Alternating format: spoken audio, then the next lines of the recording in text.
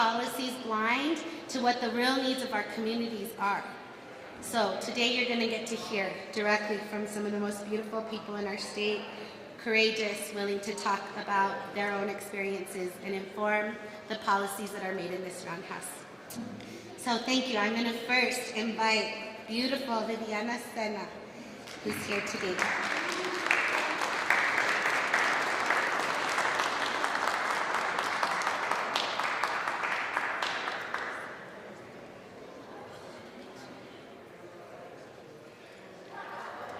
Hi, good morning, everyone. It is such an honor to be here today with all of you and to get to share my story and my struggle that I had together with my daughter, Grace. This is my daughter, Grace Tyler Gallegos. She's 20 years old in this picture. She was 18. This was one of her senior pictures. This is also the picture that we used for her obituary in 2018 when she passed away from a fentanyl poisoning at the age of 20. It's taken me 5 years to be able to share a little bit about her struggle and my struggle. She was a cheerleader and she got injured in her sport doing what she loved to do. Took her to the doctor. Doctor prescribed physical therapy, ibuprofen. Because of her sport, she wasn't able to make every single physical therapy appointment, so she got cut from the program. Long story short, she met somebody who worked at a pharmacy, a local pharmacy, and this person introduced her to her very first oxy. I did not know this at the age of 18 when she was a senior cheering. She hid it so well from everybody, from her friends, from her sister, her brother, me, everybody. It was a shock when I did learn that she was struggling and she reached out for help. It was so unexpected, and I didn't even know where to turn, what to do, where to go. By the grace of God, I was able to get her into a facility the week that she told me that she was struggling. This was in November of 2017. So in just a few months, my whole world changed from November 2017 to February 3rd of 2018. It's taken me 5 years to come up and share her story. This past October, I presented to different schools up north in northern New Mexico and one also in Albuquerque. And I had to step out of my comfort zone and talk about her and share her story, especially in the school, because I believe that as administrators and teachers and cooks and maintenance, everybody in the school system needs to see and know what is happening with their students, because there's always somebody who knows something, a friend, somebody knows. And I know that they feel loyal to their friends and they don't want to share and spill and rap, but sometimes those conversations need to be had because we parents don't know. It's their friends who know. And even though it's hard to come up and tell us, or tell a teacher or a counselor or anybody, we need to know those facts. We need to know what is happening with our children. That way we can help them and understand them. I'm asking that every school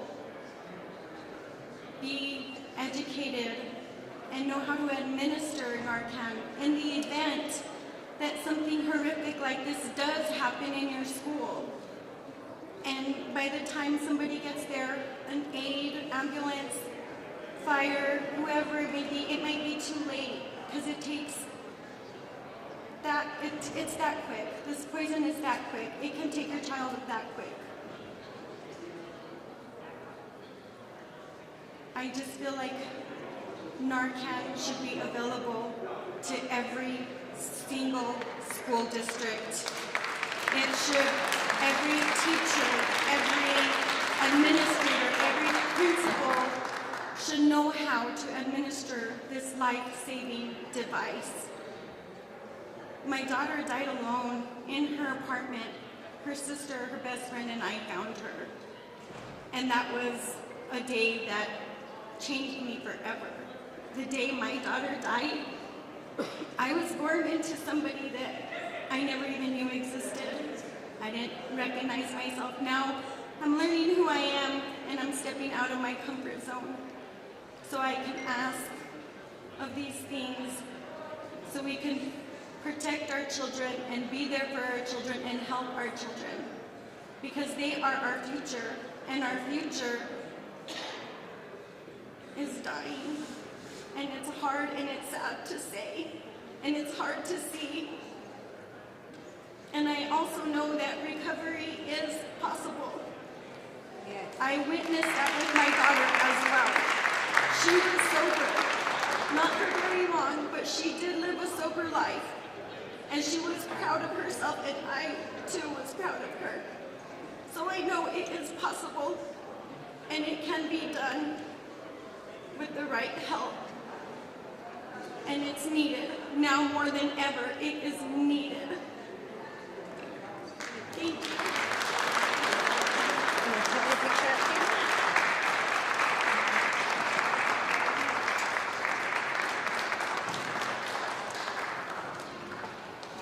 Thank you, Viviana. Thank you for your courage again. If you sat down, you should have received, you should have gotten a little agenda and stapled to as a postcard. I want to see you lift that postcard up if it's on there. If not, some of our folks can help you get one. So these postcards, we'll get some around. We'll start passing some around. But it announced today, it's the same image if you received an email or went on the website. But on the back, it names the things that these family members, in their hearts and their expertise and their knowledge, have really said that they want to see policies happen at this roundhouse. And that one of them includes treatment and things like Narcan that can save our lives, education and awareness. Next, I want to introduce Carlos Biano from the DEA.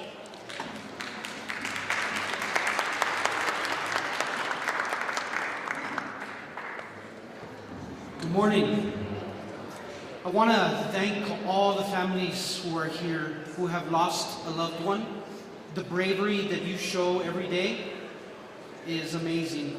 Thank you for being vulnerable, brave, for sharing your story. We need you to. A message from the DEA does not resonate as much as a message from you. So please continue to share your message with everyone.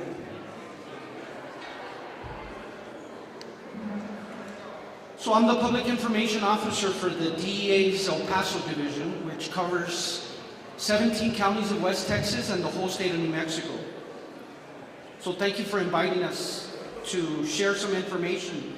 We're here to talk about the poisoning epidemic. We don't call them overdoses in DEA anymore.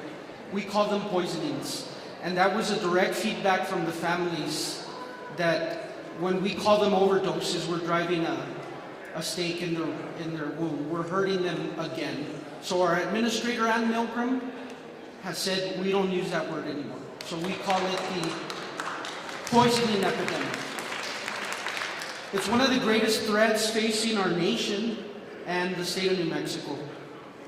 It's affecting our safety, our health, our well-being, every community in New Mexico.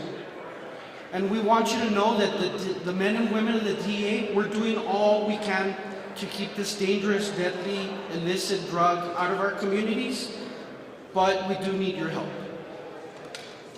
We need you to understand what we're seeing in the DEA concerning this illicit fentanyl. Every day we see headlines in the news, we hear them, we see them about a young life snuffed away, a career person, a soldier, an athlete. It's affecting every part of our communities, every socioeconomic status. It's affecting our mothers, our fathers, our sisters, our brothers, our aunts, our uncles. Last year we lost 107,000 Americans to a poisoning. The majority were fentanyl related, and the other were about methamphetamine. In the El Paso division, which I'm here representing, you'll see here, we actually seized, in our whole division, I already said it's the state of New Mexico and 17 counties of West Texas, we actually seized 2,886,783 pills. 2.3 were in New Mexico. New Mexico was actually number 3 in the country. Only California and Arizona sees more pills. They're in our community. If you think they're not in our community, you're mistaken. Of those, we seized 261.5 pounds of powder fentanyl. 162 were in New Mexico. So they're in our community. DEA stance is that there's two main cartels. They're international. I don't want you to think that it's just in Mexico or just in the southern border. They have a presence throughout the world. These international cartels, Sinaloa and Jalisco, are driving this poisoning epidemic by sending their poison in mass quantities, including New Mexico. We're seeing it in pill form and in powder form. Our DEA laboratories, a lot of people don't know that we have laboratories in DEA. We have 9 laboratories throughout the country. We have forensic chemists, we have pharmacologists, pharmacists that analyze all the pills that we seize. And unfortunately, when I gave this presentation in Albuquerque a few months ago, our laboratory analysis was showing that 2 of every 5 pills that we seized had more than 2 milligrams, which we consider the deadly dose, and so does CDC. Today, I'm sad to report it's now 3 of every 5 pills that we seize, that we analyze in our laboratories, has more than 2 milligrams. I want to share with you a resource, because you're always looking for resources, yes? If you want to see our resources, please visit dea.gov/1pill. You'll be able to see some of the pills that we seize, because they come in all forms. You'll be able to see some of the illegal pill presses that we seized, including in New Mexico. But more importantly, there's talking resources for parents, fact sheets, parent guides. Anything you can think of, you can find there completely free. dea.gov/1pill. I actually printed a few today and I have them in the back in English and in Spanish. Feel free to take them if you want. I will conclude by thanking once again the families who are here. Thank you for your bravery.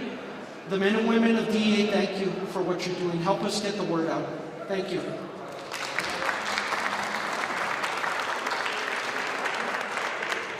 Thank you so much, Carlos. Thank you this is about awareness. So the more we know, the more we can be aware and informed.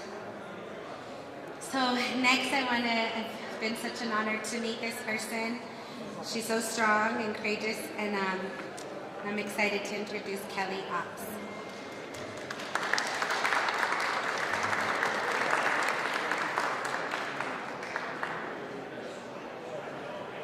And her daughter, Megan. Thank you both for being here. Hi, my name is Kelly Opp, and this is my daughter, Megan Angelino. We're here to speak on behalf of our son and brother, William Austin Burnett. This is my son. Sorry.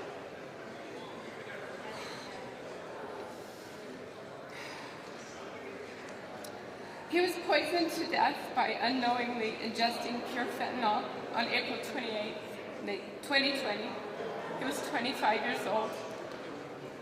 After dabbling with multiple drugs in high school, and again after his return from the Marines, he ultimately escalated to and became addicted to heroin. Very quickly after that, Austin wanted out. Secretly, he and I detoxed him, and he regained his strength, but it didn't last long. In a desperate attempt to regain his life, he relocated to Michigan in order to escape the extreme drug and crime scene that is so very rampant in Albuquerque. Although he was vocal to everyone here that he was working to remain clean, the dealers stalked him, even at his job, trying to entice him with drugs, offering them to him for free.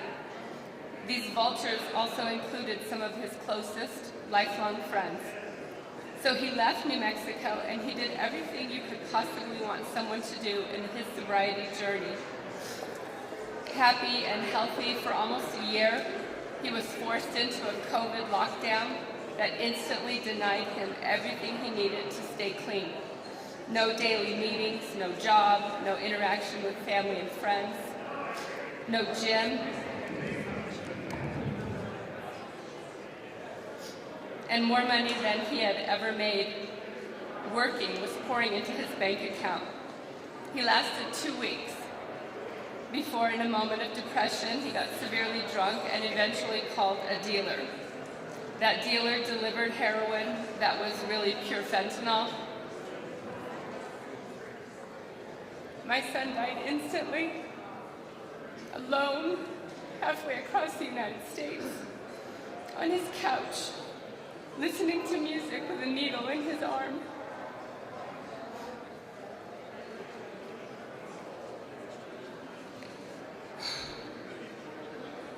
It was my sincere hope that this session would be the catalyst of change for New Mexico.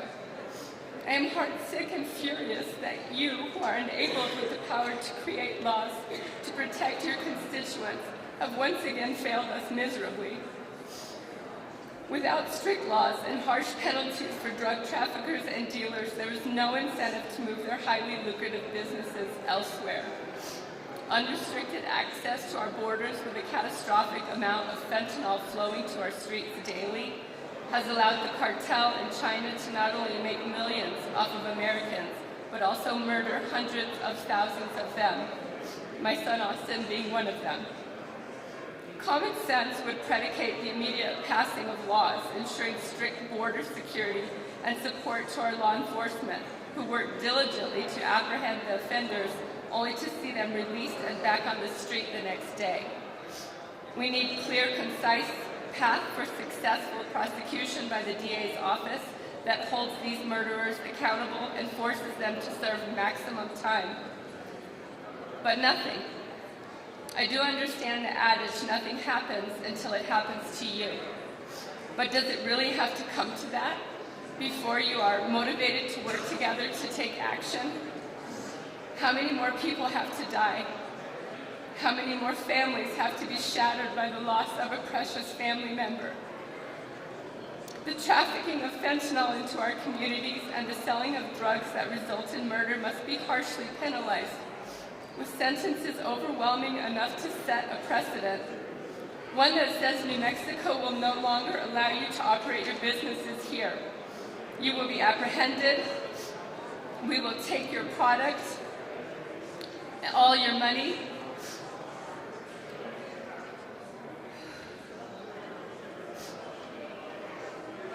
I'm sorry. You will be apprehended, we will take your product and all your money, and you will rot in jail before you will kill any more of our citizens. Make it a first-class felony. You said you can't do that because it wouldn't be fair to the user who sells drugs to feed his habit. If someone has 25 to 75 pills on them, they may be a user, but they are definitely a drug dealer. One of those pills could be lethal, maybe all of them. But you say we must worry about what is fair for him. Albuquerque has become a lawless city, ruled by thugs who, even when arrested, will continue their torment as soon as they are released. Who laugh at you as you politely request they return at a later date for their trial. Are you kidding me? If our jail is so overcrowded that we can't hold these offenders, then build another jail.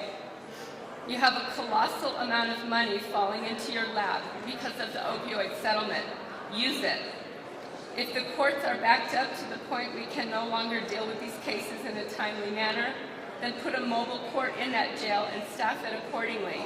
We are begging you to give us back our freedom to move about our communities safely and without fear, to keep our children and loved ones protected from these predators.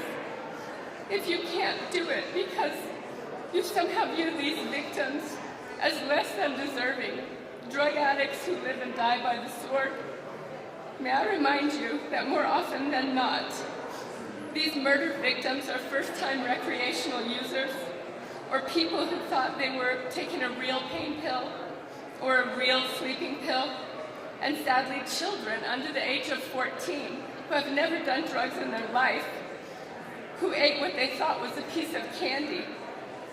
Do they not deserve justice? I thank you for the opportunity to vent my frustrations here today, and I pray that you will consider my statements and make fentanyl a priority in your policy making. Thank you.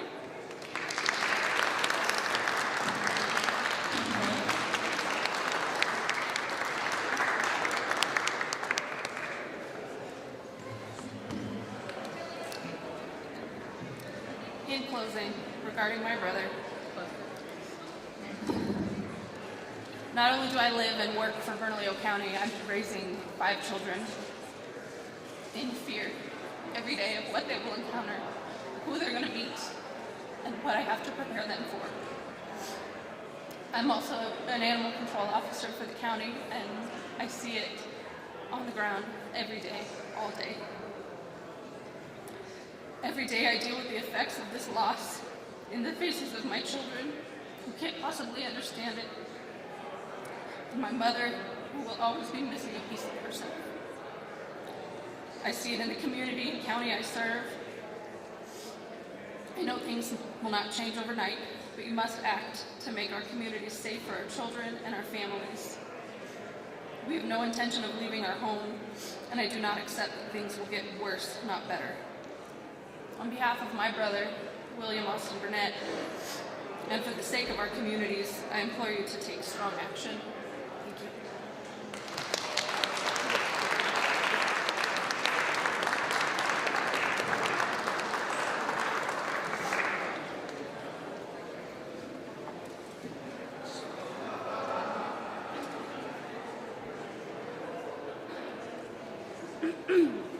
Thank you again, Kelly and Megan, for being courageous. I mentioned our postcards here. They have a big blank space on the back because today, by the end of our program, we're gonna, we'll hopefully have written some personal stories of our own, because that's what changes our legislators. That's what moves them, is your stories, your lived experience and policy expertise. So please take some time and write your stories. By the end of today, we'll find our own legislators and we'll drop these off to them. So next, we have someone that many of you may know, because their story was on the news, and they've turned a lot of their own pain into providing help and respite and treatment for others. So I'm honored today to welcome Ms. Jennifer Burke.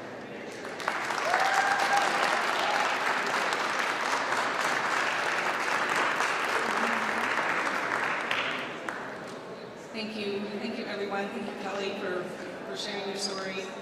I've been doing this a while. My son died in 2011, so I've been talking to people for a while about the stigma that's associated with substance use, about how many people are dying, about the fact that we need more treatment, the fact that we need more accountability for those that are selling drugs, and I really felt like for a while we were making headway, like with the heroin epidemic and then the prescription drug epidemic. Like, I really felt like we were finally getting a handle. We passed some really good legislation, and I thought we were finally making some progress. And then COVID hit and fentanyl hit, and now I feel like we're like starting over again.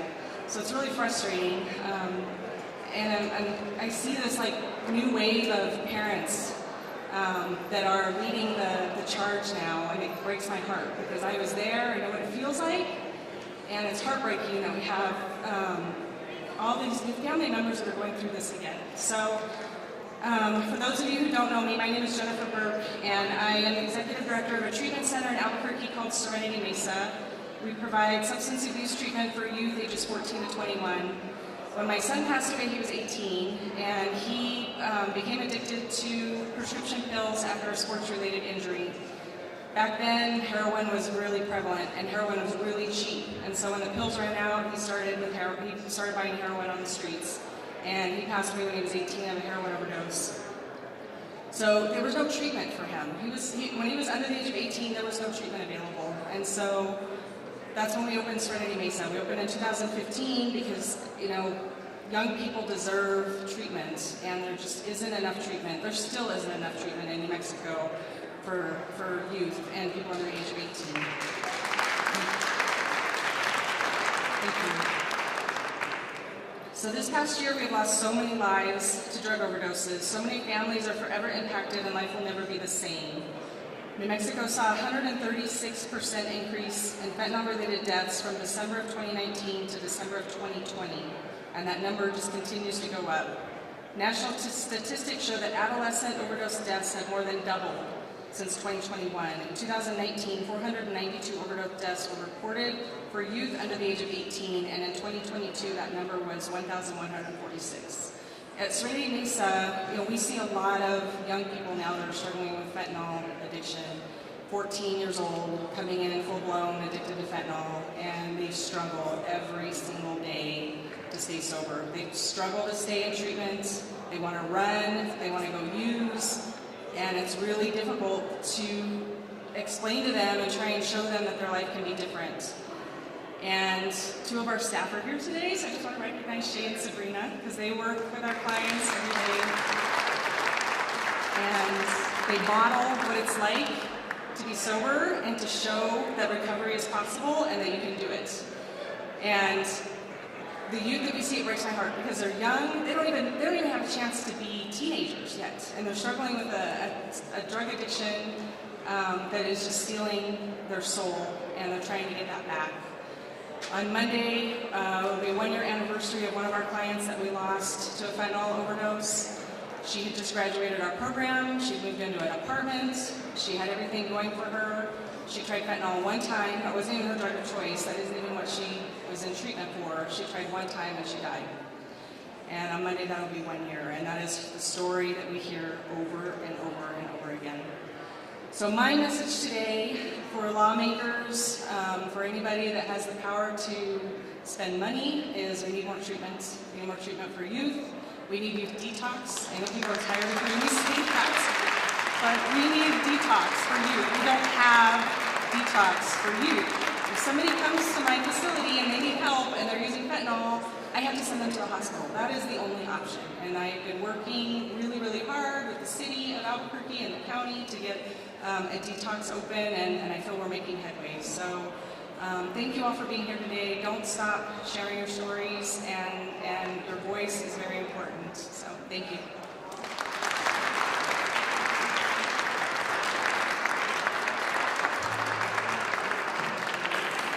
Thank you, Ms. Jennifer Weiss-Burke. I wanted to let folks know that we are live streaming on the Bernalillo County website, so if you wanted to share this live stream, again, the purpose of this, when we hear from families, is awareness, that they're speaking their lived experience, can share what the signals are to look for, share what to connect us, because it's the only way we defeat this. So next, I'm excited to share that we'll have Joshua Swatek from the New Mexico Department of Health and Harm Reduction.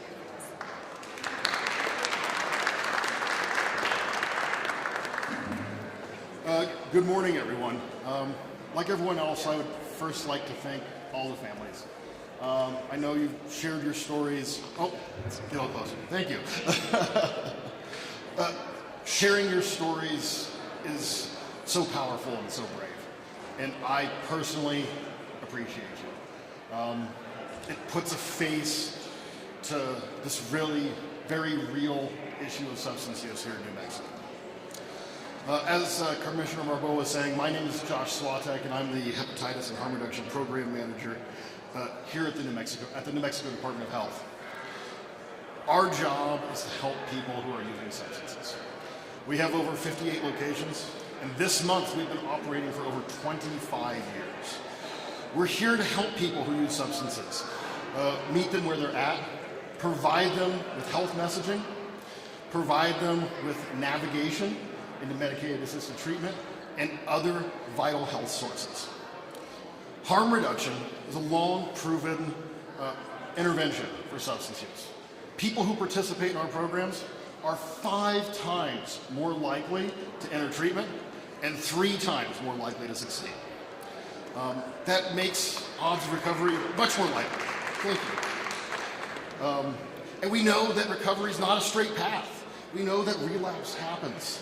So we want to be there for people if that does happen, so that they can be able to use more safely and they can have naloxone available. Our program is also handed out naloxone. For over 20 years, the Hepatitis and Harm Reduction Program at the Department of Health has handed out naloxone. And I can say that last fiscal year, there were 3,400 overdose reversals reported to the New Mexico Department of Health. That's 3,400 times someone who uses a substance was around someone else that uses a substance and reversed a potentially deadly overdose. It's a simple tool, and we make it available to anyone who needs it. It's wide access here in New Mexico. As you had mentioned, schools. That's also another one of our priorities. I'm proud to say that if any school district wants Narcan in their schools, we are here. We will bring that to them immediately. I'd like to thank Paulie Maldonado. He's taking a lead on that. He's actually one of the staff members of the program, so he's been around to lots of school districts. So if you want to talk to your school districts, have them contact me directly, have them contact Paulie, and we'll be out there and we will provide Narcan. Free of charge. We'll provide the training and everything. Last year, we also passed House Bill 52, which allowed us to distribute fentanyl test strips, so people could be aware of what's in their substances, so they could potentially use less or choose not to use that deadly batch. We've handed out over 60,000 fentanyl test strips in less than 1 year. It's effective. And I can say that the preliminary numbers, I looked at them, they're not quite public yet, but I can share some preliminary numbers. It's making a difference. For the first time since 2019, in 2022, fentanyl deaths actually started to decline. They were on a very steady increase, but in 2022, we saw our first decline. And hopefully, that will continue. And we're dedicated to making sure that continues by providing naloxone to everyone. In fact, if you don't have naloxone, if you don't know what it is, here it is right here. This is naloxone. We have it available for anyone in the back today. We will teach you how to use it. I encourage everyone to have it. I have it in my truck. And it's as easy to use as you peel the packaging back, you place this in someone's nostril, and you push. That's it. That can potentially save a life. Very easy to use. Again, if you want some, you need some, get it from us today, right now. I encourage all of you. Again, thank you very much, and I appreciate all of you. Thank you for addressing this issue.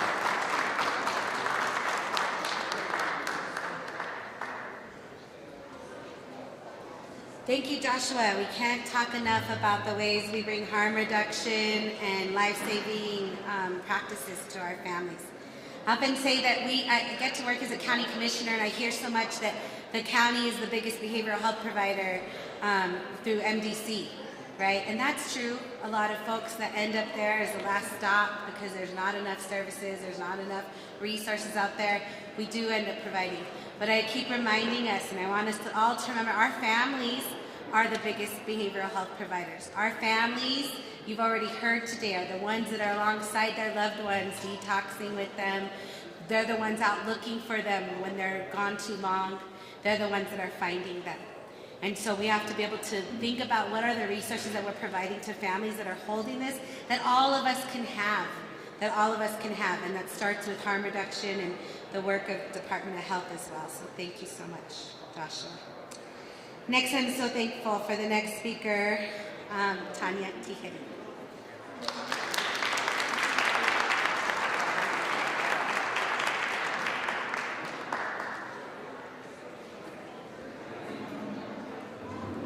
Hi everyone. I'm going to do my best to talk loud and be heard and to not tremble while I'm doing so because it's a little intimidating up here, but I feel like today's message is so important.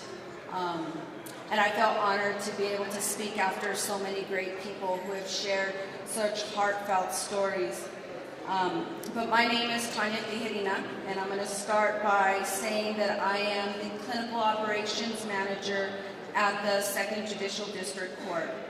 And I spend my days working with people that are struggling with addiction. And although that may sound really important, what's even more important is that I'm a mother.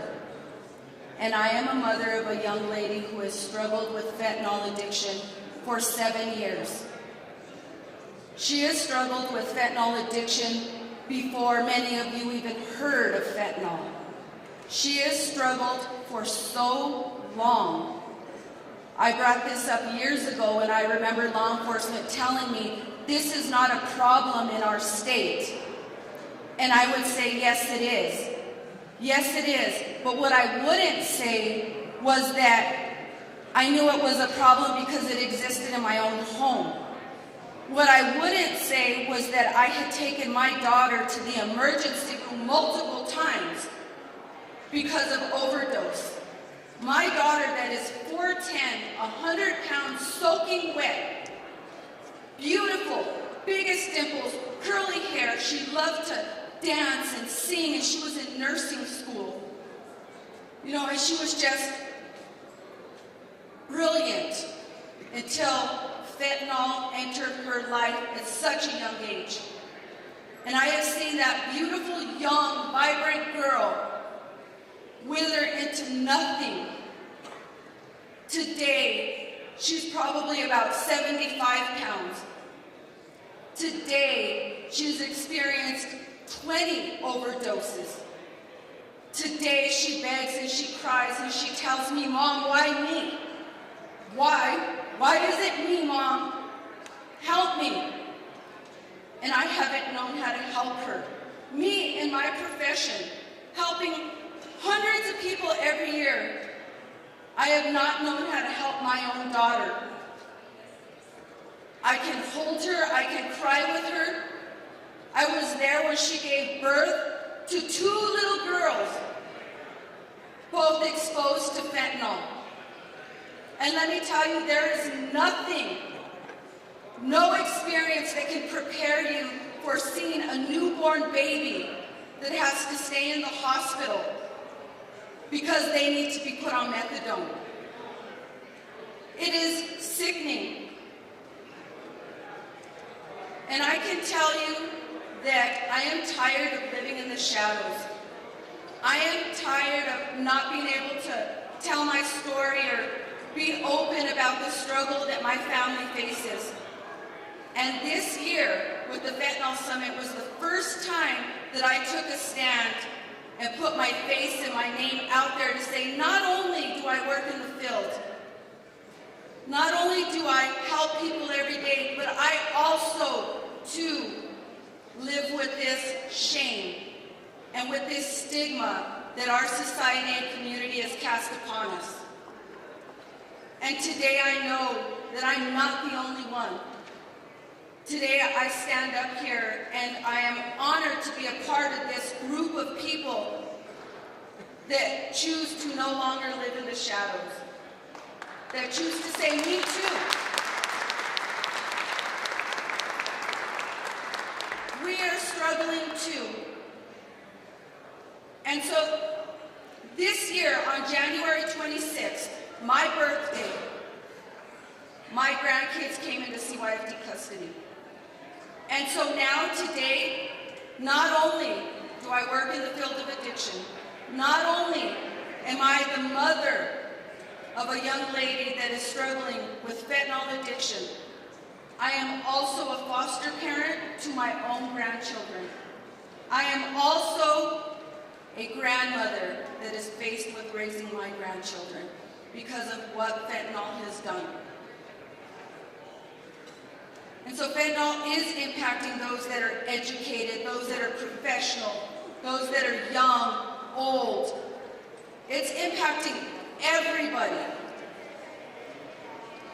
And I just ask that everyone extend compassion, educate yourself, and help us to fight this, because although fentanyl is strong, as a community, our hope and our fight can be stronger.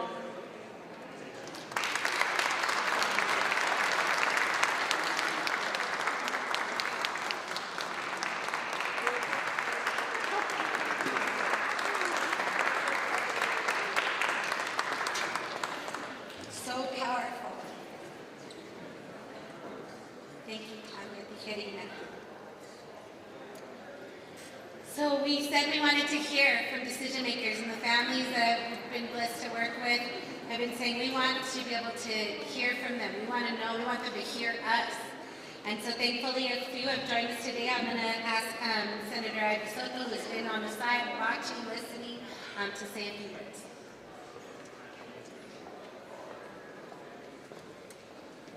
Thank you, Commissioner. This has been a heart-wrenching morning for me. Listening to your stories, listening to what has happened in your lives. I have a 9-year-old daughter. She's in the 3rd grade. All morning, as I've listened to you, I have been thinking about and visualizing about the first time my daughter lies to me. The first time my daughter says she's going someplace and she goes somewhere else.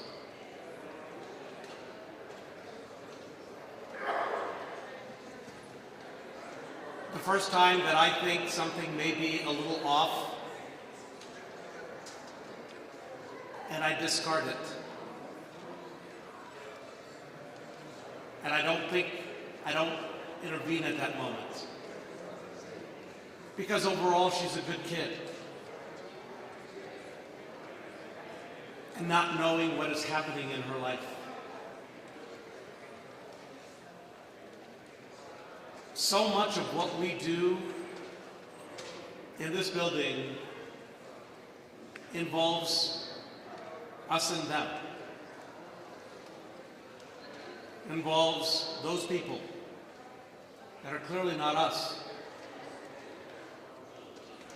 But when it comes to addictions, when it comes to fentanyl, when it comes to oxycodone, when it comes, right, that's not us, them, that's us. That is all of us. And it affects us. It affects our families. It robs us of the futures that children can have. It takes away our dreams.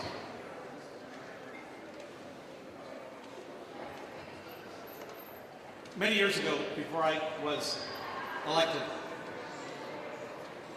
I used to be a prosecutor, and then I was a defense attorney. And as a prosecutor, I would oftentimes try to sentence people or get people held in jail for at least 28 days so that they could do the 28-day detox program in the jail, because that was the only one that I could make sure they could get into And it was the only reliable 28-day program. Now think about how messed up this is. The only reliable 28-day treatment program is in the jail. You don't qualify until you've broken the law. That's not harm reduction. That's harm reaction. And we need to do better with harm reduction. We need to do better with having early interventions before we get to that point. When I became a defense attorney, there were several cases where I would tell the family that I would take the case on one condition, that they leave their loved one in jail. I said, why? I said, because in my experience, where you are right now, there's three things that need to happen. And the very first one is you need to separate your loved one from the drug long enough that you're talking to your loved one and not the drug. Because right now you're talking to the drug and oh, that drug, it's very seductive. Promise you all kinds of things. Make you believe anything. But it's the drug you're talking to. We need to get back to where you're talking to your loved one. Second thing is, they need to have a plan. When they go to bed every night, they need to have a plan of what's going to happen the next day, every minute of that day, because when they get bored, when they have nothing to do, that's when that drug comes calling. And the third, and oftentimes most difficult, was they had to put in for a whole new set of friends. A whole new set of friends, because everybody in their life either was part of that or in some way enabled it. The enormity of what it takes to navigate, most people don't understand, you all understand, but some people don't get. And where you're constantly going up against a brick wall and a locked door. And we need to unlock those doors. We need to find a way to make sure that when families are in crisis, we don't have to wait until we say, hey, we got a great opportunity for you, it's in the jail. Right now, there's Representative Rehmand is here. He had some bills that unfortunately died in the House. We are working, I worked on the harm reduction bill last year. We are working on trying to increase availability of treatment, partnering between the state and Bernalillo County, where also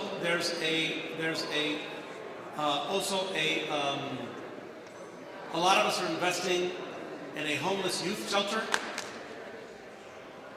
in Bernalillo County, because the homeless youth, they're not some homeless youth, they're our children. And they need a place where they can be safe and start to get help and resources. Yes, ma'am.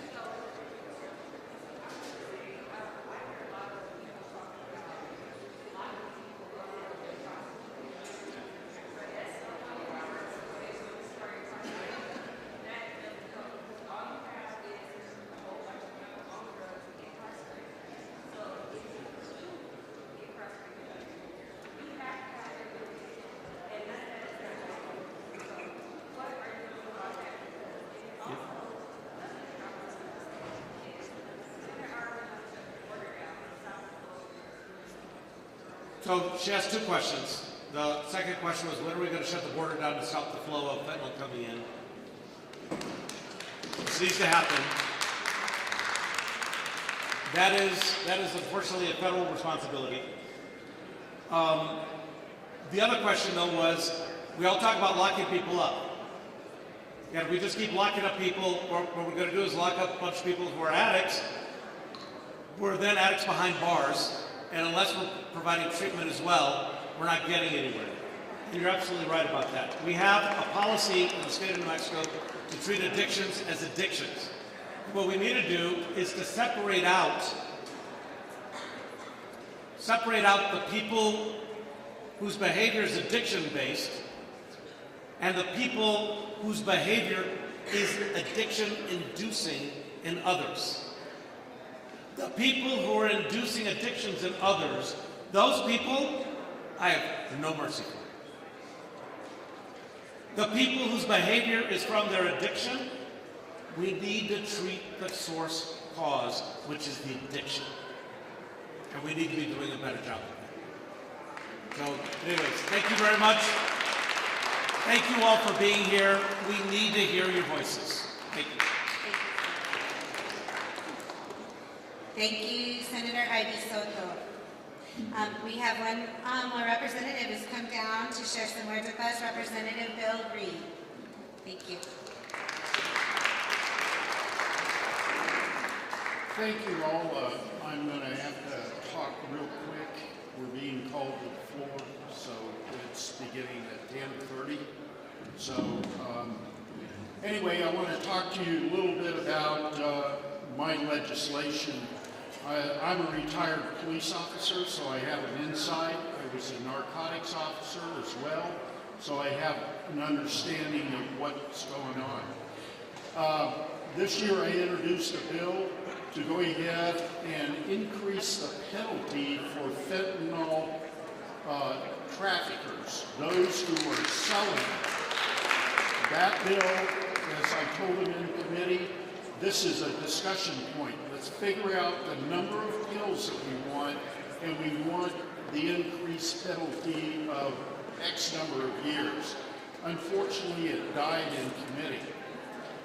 Let me give you some of the talking points that I used. Now, I know all of you already know this.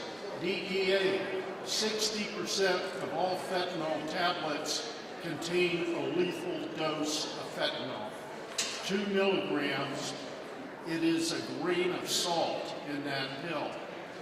The other one, 1 in 4 fentanyl users are dying. When I speak to my fellow officers who are out on the street, they're telling me that they are using fentanyl like handing out candy. We've got to do something about this, because if we look at Seattle, at their Office of the Medical Examiner, they do not have enough refrigeration space for the persons that are dying from fentanyl overdoses. I'm afraid that we can see that here.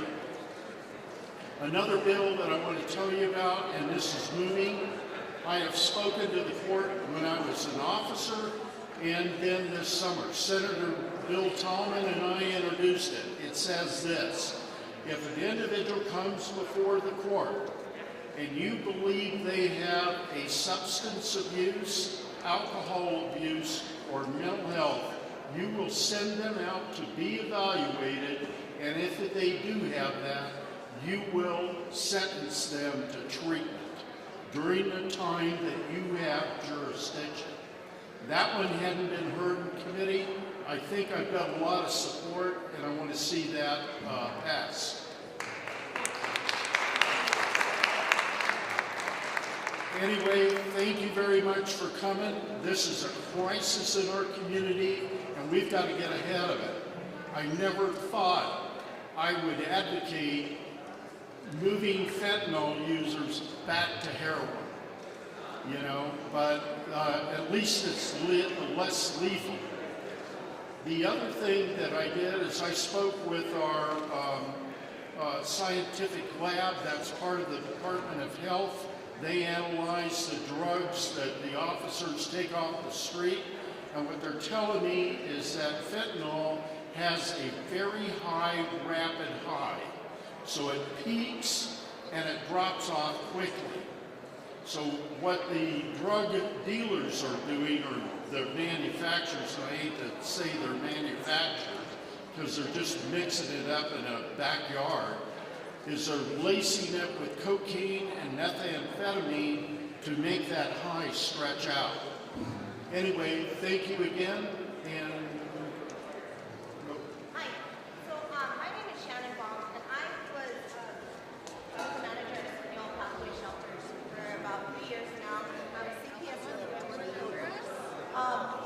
what we're seeing is 3 years ago it was a lot of the heroin that we were seeing, but then all of a sudden, probably about 2 years ago, we started seeing the up on the fentanyl, and now it's gotten so bad out in our streets that they're not even coming in for treatment because the shortage of the high is only 2 hours, and we're seeing them come back. There's no detoxes for them. All they're doing right now is the microdosing, and that's kind of what they're testing on is microdosing. The microdosing we're seeing isn't working, and a lot of the people don't want to get that treatment because they're still having to go through the sickness, which is unbearable for them. And they're running out of the hospitals, you know, maybe when you take them in there. But we have nowhere to send them, and even at that, even if they want that help, they only have a small window when they come looking for it, and we can't get them into rehabs because either the rehabs are full or we just don't have it. We don't have detox centers, you know, that they can just walk right into and that they can ask for help, which we need to start putting on every corner. Just like there's a bar and everything else on every corner, there should be detox centers on every corner where these people should be going in. And we need to start seeing, how do we combat this? We didn't have a handle on heroin. We were giving them crutches. I was a 20-year user. I've been clean out for 5 years. You know, and I figure out how do we get the treatment people need. And there's many different ways of going about it. One way doesn't work for everybody. Everybody has their different way of going and getting the treatment they need that works for them. But we need to start getting treatment out there.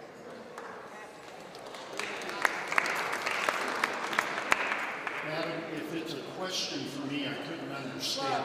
If it's a statement, okay. It's more, you know, what are we doing to put detox centers out there?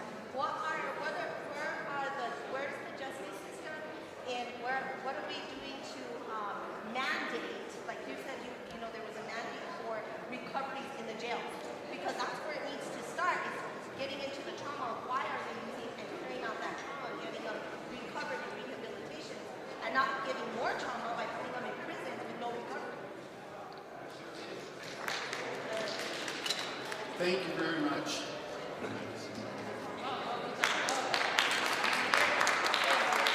Thank you, Representative Reed. We really appreciate you sharing with us your efforts. So, we've had a good agenda so far. I keep hearing, right, we need multiple ways to approach this. There's no one right way, and we need to be funding and resourcing all these different ways. So we've heard from Tanya, Tijerina, and next we're going to hear from Larry Hinojos.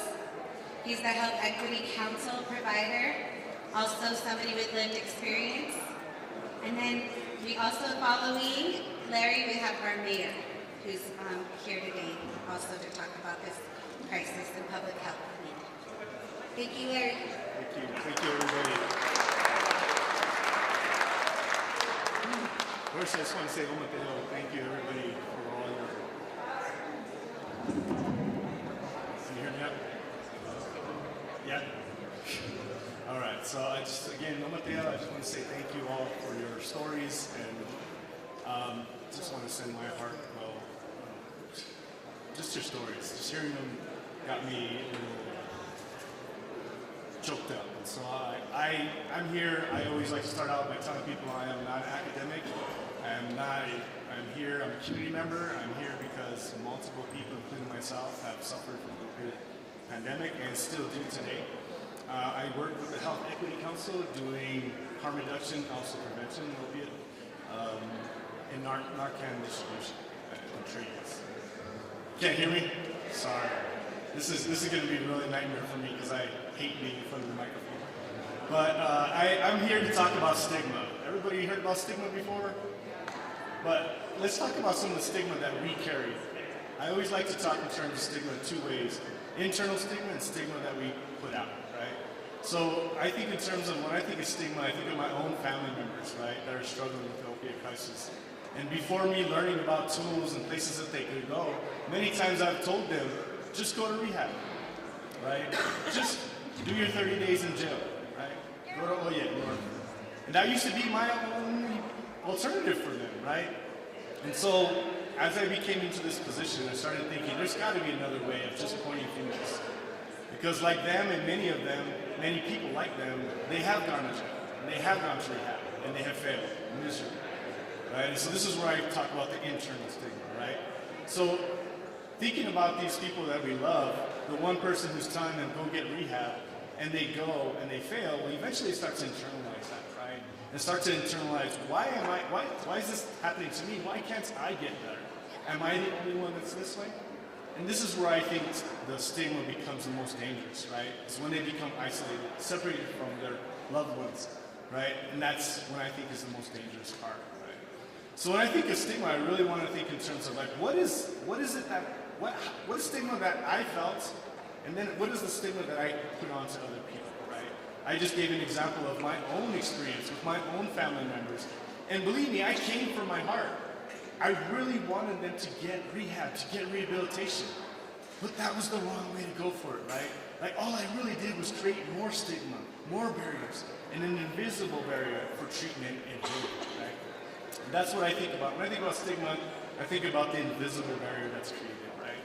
I think of stigma creating boundaries and barriers, creating the in and out group, right? Making people believe certain people are dangerous, certain communities are dangerous, certain counties are dangerous. But like I'm here to say that everybody here today said that it isn't one place that this is at. It's not one community. It's not one group, one ethnic group that it's affecting, right? It's affecting all of our community. It's affecting every single one of us, right?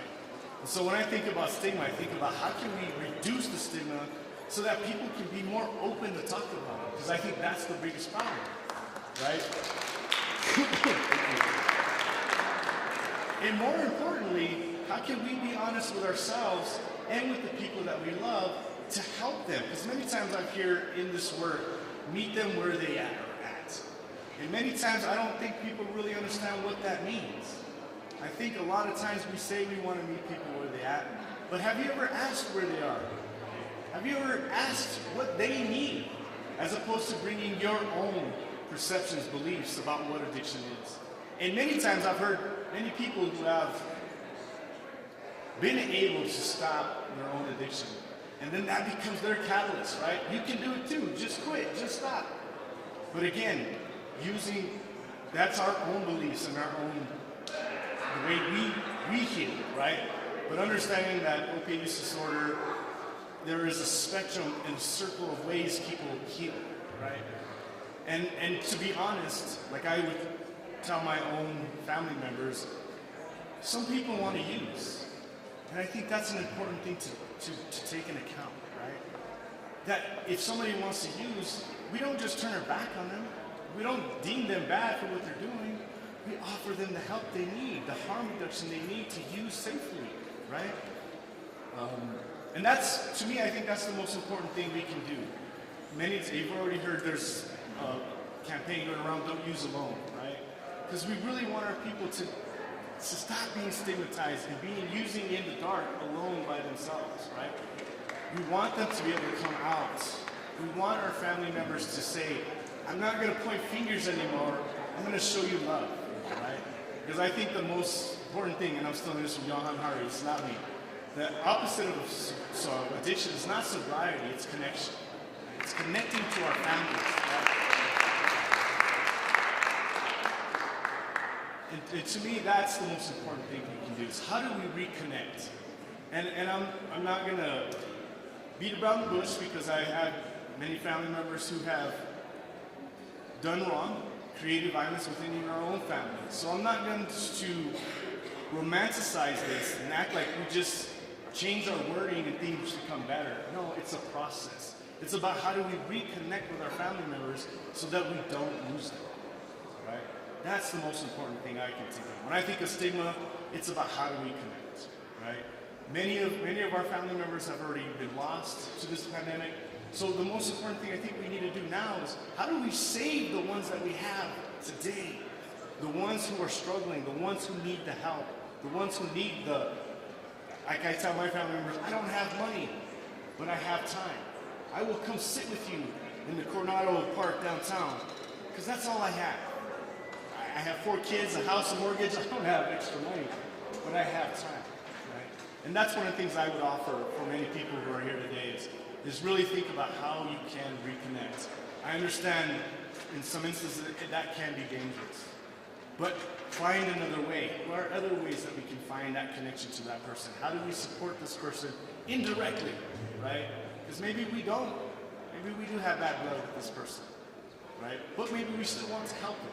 And that's how I want to just acknowledge that, right? How can we continue to help them even though they have maybe done us wrong, right? Because hold on one second, because we know many people are using, are stealing, robbing to feed their addiction, right? And so I want us to just kind of think in terms holistically, how do we find what this person needs, right? Because I always think in terms of, I don't really think it's the drug.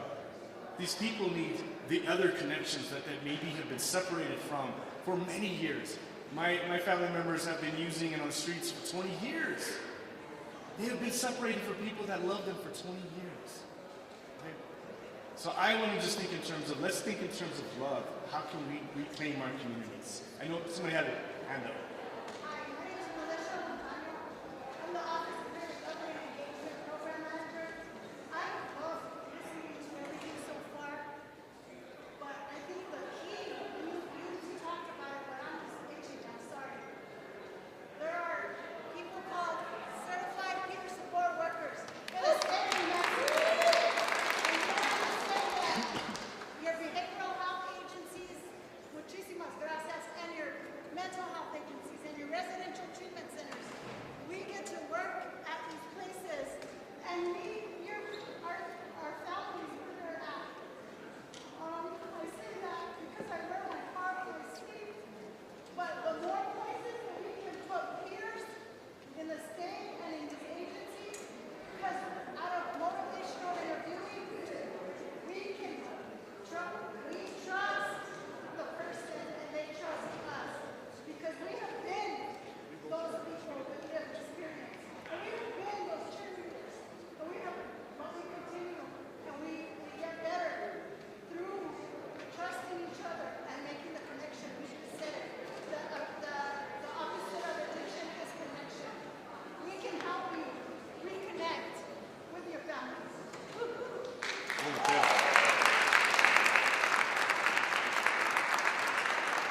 So just lastly, I know we're always taught that language is a barrier, right? And I would say yes, that all of us working in the field should really think about how we talk about it and the words that we use, right? But I also want to acknowledge that that's difficult, right? And I don't want any to be bad on themselves because you made a mistake. But make it a choice that you make that correction and that you correct it from there on, right? I think that's how we can open our doors to make stigma less of a barrier, right? And more open doors for people to find places to seek services. Whatever that looks like, whether it's treatment, rehabilitation, or medication, right? Or just using with harm reduction practices. All of that is important. All of that will help our communities, right? Thank you all very much. Thank you for letting me speak. I want to thank you.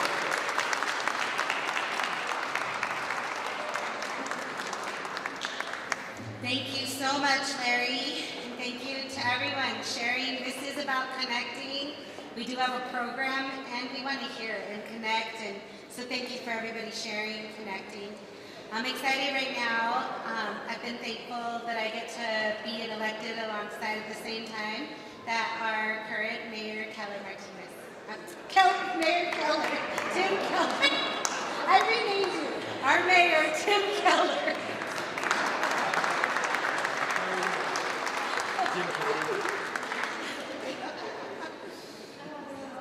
Thank you so much, Commissioner. And it's an honor to just share a few words with you today. And first and foremost, I want to thank everyone who is participating in this and who is advocating. And as mentioned earlier, the peer support workers, all the work that each and every one of you do. Thank you.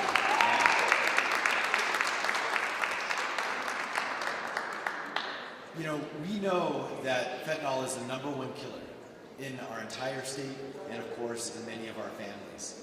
And I also know that people talk about things like the drug problem, or they talk about how we need to arrest or, confiscate more drugs and bust up the cartels and things like this. But so many people have no idea actually how deadly fentanyl is. In fact, most of the folks that I talk to about that, they might know about meth from Hollywood and TV shows.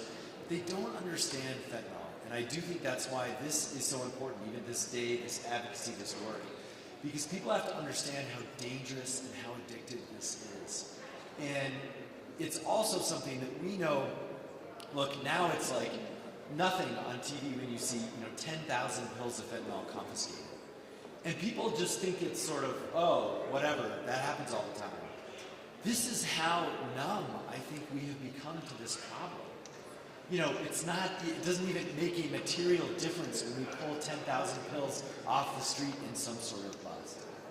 And it shows that we have to address this issue.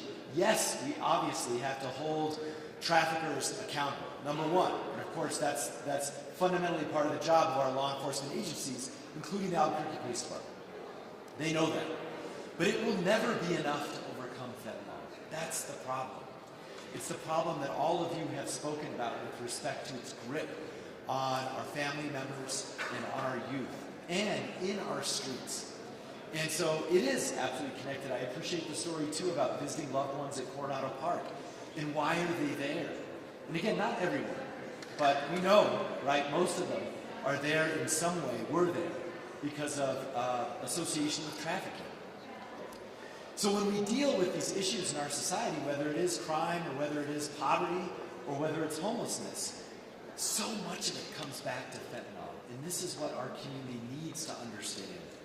And I do want to highlight there are some folks here from the city, if you want to talk after, that are deeply involved in this work and are here to help. We have our ACS team here, our Community Safety Department. They're wearing the cool jackets. Wave your hands.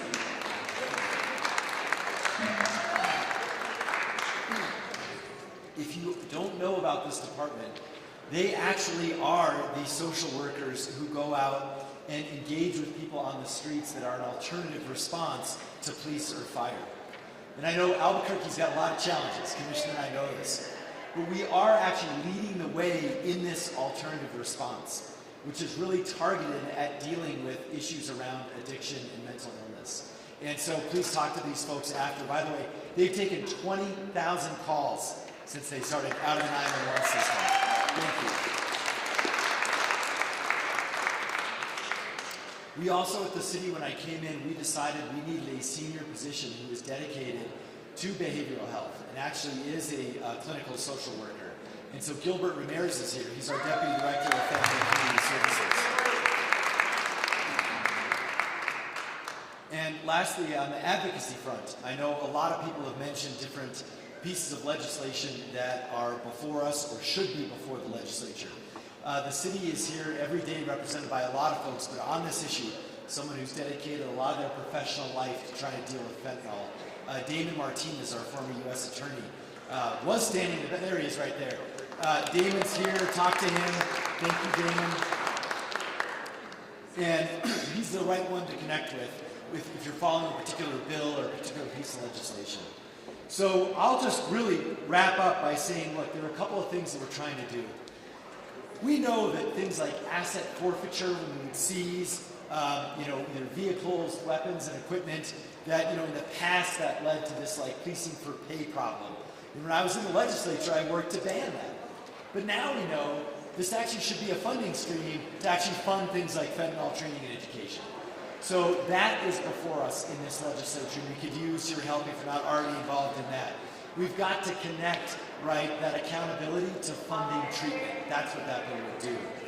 We think, by the way, it's worth $22 million over the last 3 years that could have gone to fentanyl treatment and training. So the other thing I want to let you know about is our Gateway Center. Those of you who live in Albuquerque, the old Loveless Hospital, with the county's help, we are doing already treatment there. And we want to make it more accessible. We want to make it 24/7 and available literally off the street and supported by the peer support workers. And so that all is coming soon, hopefully by the end of this year. So Gilbert's probably a good one to connect with on that. And so we will continue trying to make sure that we protect New Mexicans from fentanyl and hold traffickers accountable. And I'm grateful for you for sharing your story and for being here today. Thank you so much.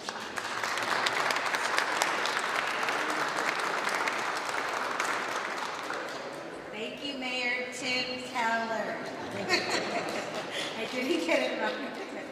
I just want to re-say, Gilbert Ramirez and the ACS program that are here today, building a lot of what we need. You don't get to see it because it's coming, because it takes resources and infrastructure. But Jennifer spoke about the Youth Detox Center that Gilbert himself talked to me about creating, and they have funding for it, and we're going to make it happen because it's a need. So thank you, Jennifer, Gilbert, and the city for doing that work. Thank you, ACS, because I can tell you both, I've had people, tents that went up in the park behind my house, and I also, many of you may know, I've had my house recently shot at, and both times I saw ACS members come to my door, ask me how I was doing, talking to me about the people that were tenting up in my backyard, and that I should be okay, that they're talking to them, and they're going to help find them a spot. So I'm just thankful for all the work that's getting done as well. We have a couple of more speakers. I don't want to miss out. I also want to say that thankfully, Representative Art de la Cruz, our former Bernalillo County Commissioner, is sponsoring a memorial on the floor today that's going to be heard on the floor today, as well as Senator Katie Duhigg is sponsoring a floor on the Senate floor today, a memorial. And some of our family members that you heard from are going to be sitting on the rostrum, able to address their legislators directly there. So just to say, in case I lose some of you now that the mayor's gone, that you can go in the gallery and you can see and hear them present that memorial on both the House and Senate chambers today. So we have a couple more speakers. I'm going to close out with Lupe Salazar, but I did want to, Marilyn. Where's Marilyn? I think I may have lost her. Okay. Well then, what we're going to do, and I know folks, all of us have so much stories, and they're so important to be heard. I hope that people will continue to, after we hear from Lupe, continue to connect to each other. And we can also leave the mic open if other folks want to share their stories. Some folks will go to the gallery to hear the memorial, but we're here for whatever's needed. So the next person is a firecracker, a fire starter, a passion, a healing warrior that I've been grateful to get to work alongside Ms. Lupe Salazar.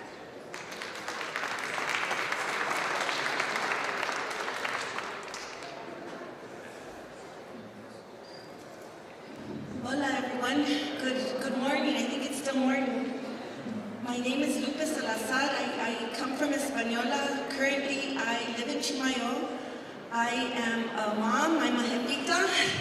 I'm a saya, I'm a grandmother, I'm a CPSW, and I'm mad. I am mad as hell with this fentanyl.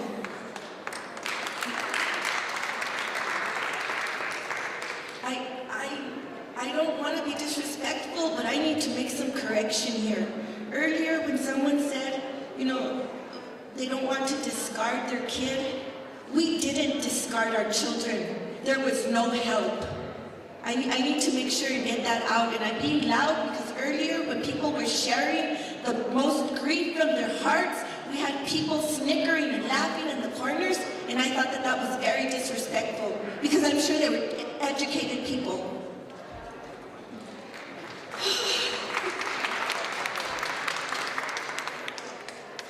Today, my hope is to bring awareness. I wrote it down because I get really nervous. I wanted to bring awareness. I wanted to speak about bringing awareness to people in power. And I don't want people to snow us. I want them to show us that they're making a difference and that our children matter. Our grandchildren matter. Our familia matters. And right now we're not seeing this. Who the hell cares when something happens in 10 years at the end of the year? Our people are dying today. And you know what? We don't come back from it. Ask anyone in here. When someone passes away, is there a pill that makes you better?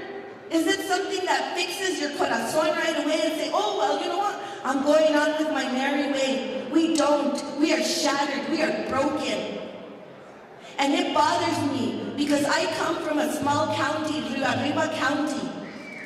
And where we should have embraced addiction, we didn't. We have struggled with the opioid epidemic for decades, and nobody gave a rat's ass until people in privileged states, white women of privilege, started dropping. That's when we realized that we had a problem. And doesn't that suck? And now someone mentioned that we're high with the fentanyl deaths. Shame on them.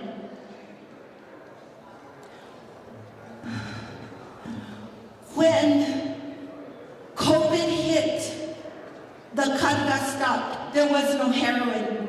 How could just a mom know? We knew. We could have done something, but we didn't. We chose not to. I had this gentleman tell me one day in Española, mijita, if we don't feed the birds, they'll go away. And I was like, no, señor, they'll die. That's our sangre, that's our familia. You know, our grandmothers, our great-grandmothers, our great-great-great-grandmothers would have never allowed that. Never. Sorry, guys. I just get so emotional. So we need to bring awareness of stigma. That to me, because you know they want solutions. That's the root cause. That's the root. We never talk about trauma. We talk about trauma, but that's where it stops. We don't go deeper into the raíces. What is the root cause? What is the soul sickness? How did we become so sick, and how did we stay there? Let's just, hand out a pill. And I'm not saying there's nothing wrong with Western medicine. It's good. But at the same time, we need to heal. We have been so broken for generations that we became numb. I do outreach all over. Even my granddaughters go do outreach with me. And this past Monday for the holiday, I was in a little small community further up north, and I was handing out prevention and awareness, with a little bit of goodies so that they'll accept it. No, who's going to want these books? We're so broken. And this woman tells me, before I gave her my spill, she tells me, oh no, I don't have any problems. My children are fine. And I go, well, I'm very happy for you. I go, maybe you can pass it on. And she did take the bag. But the thing is that because of stigma, because of shame, there's families out there that don't acknowledge how their child died if it was overdose. Se murió de cáncer.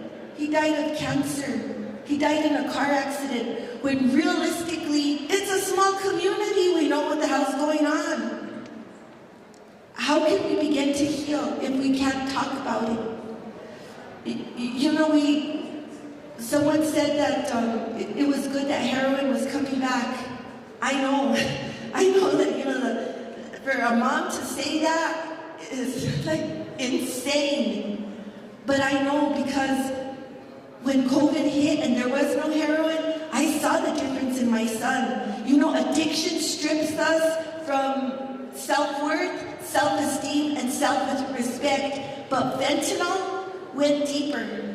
And it broke individuals, it broke family, and unless your family is struggling, you'll never have an idea. You will never have a clue. Natalie's not here, huh? I promised her I wouldn't cuss. So I wanted, I talked about the awareness, but now I want to share my lived experience. I have a son, and by God's grace, I still have my son. He became an addict in the jail. When they say send him to the bote, that's crazy. That's wrong. That is wrong in so many levels. And so every day, I check in, I look for him, I call him, and people might say, oh, why do you do that? Because I love him. Because I carried him in my womb for 9 months and we shared one heartbeat. And when he struggles, I struggle. He's done his time, but guess what? I've done my time. It's just that I had different walls, and those were the walls of stigma, shame, discrimination, and that sucked. But let me share a little bit about my moon. She's my little granddaughter that I have guardianship now. She turned 8 months old on the 15th of this month, but June 15th she was born. And because of the stigma in the hospital, she lived at the hospital for 33 days, all alone. This little criatura of 3 pounds lived all alone in the hospital. They wouldn't tell me anything, even though I was an emergency contact. They wouldn't let the parents in because they're using. Unfortunately, my son's not the first individual that struggles with addiction, and I wish I could say he was the last, but he's not.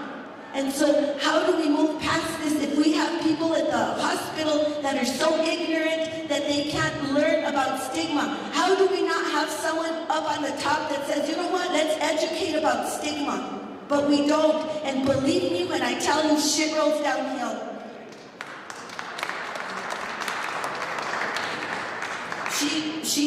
She is a survivor of fentanyl and meth, and by God's grace, she wasn't a dumpster baby, you know.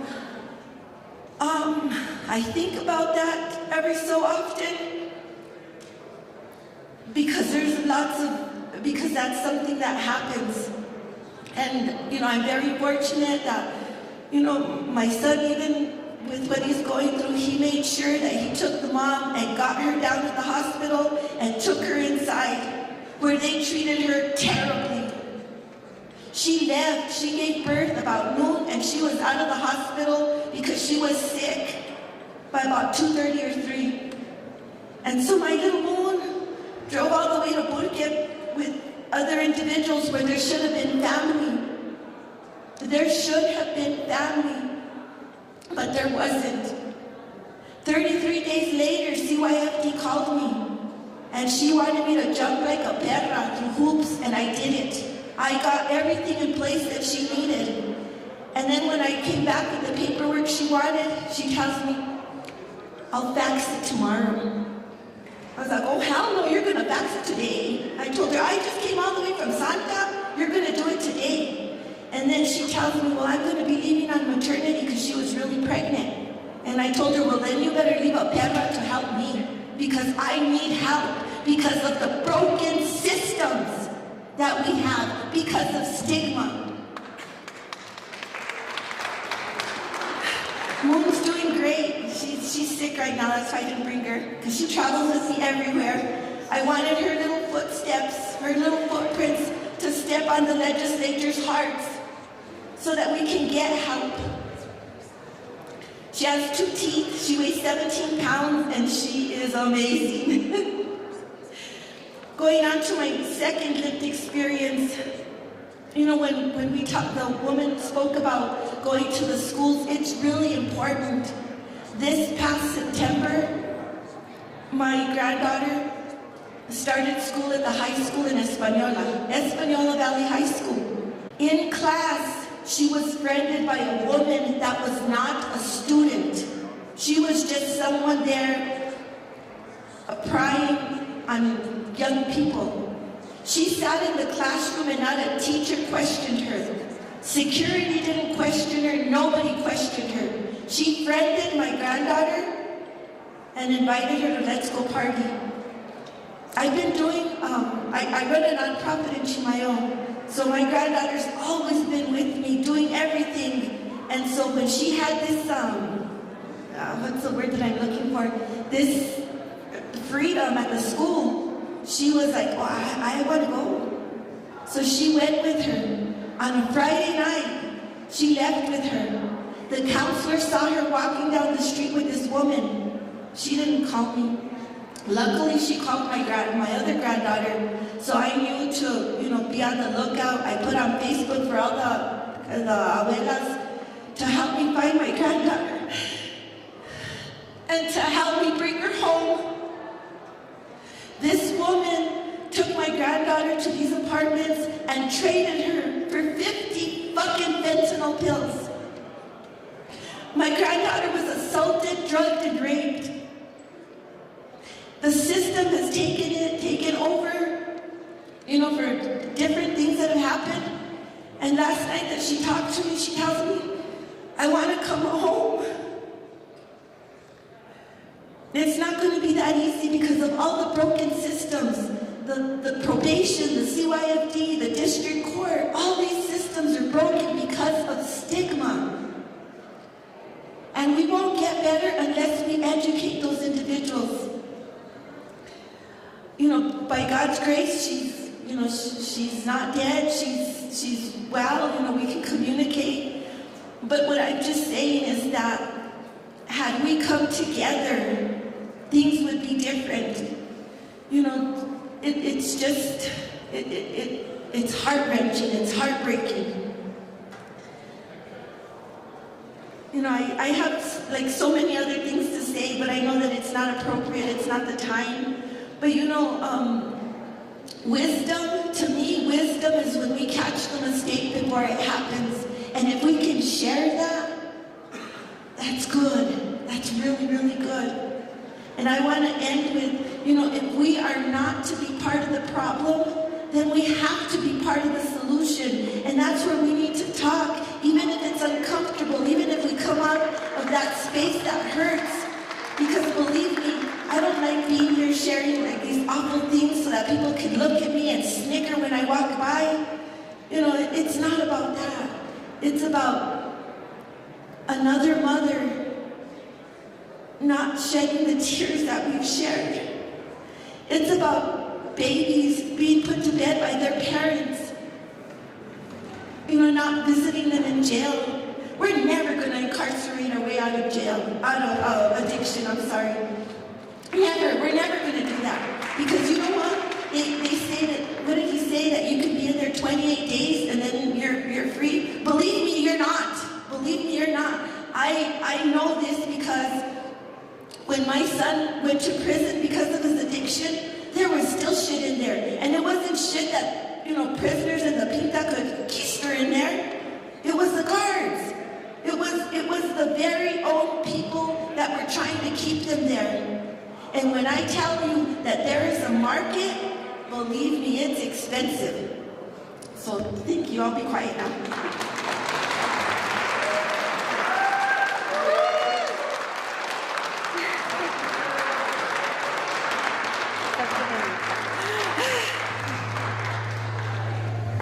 Thank you, Lupe. And I know we've been sitting here, ask everybody to take a deep breath. Let it out. This is our house, our roundhouse. Let it out. I want you to look across at folks. If you're a peer support person, if you're a person, well, first I want to ask this. If you're a person in recovery, raise your hand, please. Look at that. Recovery is possible, right? Recovery is possible. We have people right here to help share that that's the truth. So we are going to close our program today, but I just also wanted to prevent, so we're going to head off to the galleries if you want to hear them share the memorial. Some of our families are on the rostrum. But I also just know that these kind of opportunities to share and release some of the pressure and the anxiety is important, so important to our communities, and being heard is so important. So if anybody wants to get out, I know a few folks asked if they could share. I just want to open up the mic again. I don't know if there's any coffee or, looks like donuts are gone, I'm glad. But I just want to open up the mic for anyone who wants to share. And again, thank you all for staying with us today. I need to name out a couple of folks. Again, thanks to the Mexico Department of Health, our Drug Enforcement Administration, Bernalillo County Behavioral Health Department has information right here. Our folks, they have tools, resources, information. City of Albuquerque Family and Community Service is present. We talked about Gilbert, ACS. They're wearing those jackets. I keep telling the mayor I want one of those jackets. But they're here, ready to talk to you, ready to share. So don't forget to connect. And then last, I'm supposed to make sure I thank everybody. Oh, last. Okay, I asked everybody earlier, Don't make somebody who already wrote their story and gave it to me so we could go drop it off. We're going to drop these off to legislators' offices so that they can hear firsthand from your own experiences. Everyone should have had one. If not, I have a stack of them. Raise your hand and I'll bring you one. Write your personal story. Ask to support the 5 things. These are what the family said. The voices of families affected by fentanyl ask you for 1. Create laws that hold drug traffickers accountable. 2. Make fentanyl a priority in policy efforts to eliminate the drugs off our streets. 3. Fund treatment for drug rehabilitation efforts at all levels. 4. Build awareness to address the stigma and empower families to heal. 5. Increase education for our youth and families. So we're going to drop these as our demands, but again, they need to hear your voices, your stories, rather than just these words. So please, write a thing. If you can't drop it off to your legislator yourself, then we can take it and we'll make some drops. And I'm going to just allow an open mic space for us to share. Thank you.